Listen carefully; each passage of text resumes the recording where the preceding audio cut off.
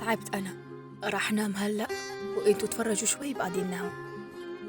ليش يا أمي؟ بحب هذا الفيلم. قلت لك ما في سهر.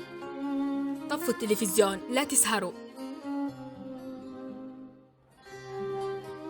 أمي،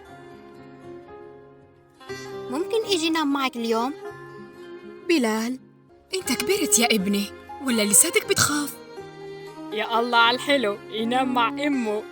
خلاص، ما بده يصير رجال أصلاً، كل يوم يقعد مع البنات. هلأ رح إجي وفرجيك مين الرجال.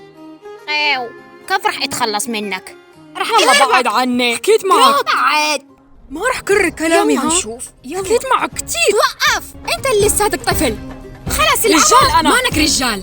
رجال يوم تكبر وتدرس وتدخل الجامعة وتصير تشتغل، وقتها أقول أنا رجال. ما رح أعتذر حتى أخلص دراسة، من بكرة رح أشتغل. ما في شغل بكرة، أنا لقيت شغل خلاص. بس أمي لما تكوني تشتغلي نحن وين رح ناكل؟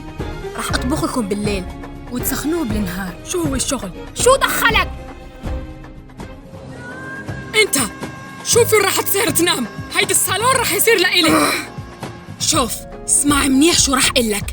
هيدا البيت لعبد الحق لأبوك، وأنا لساتني عايشة، ما حدا رح يتحكم، فهمت؟ نزلي إيدك. بكرة بفرجيك. أنت تعال تنام معي.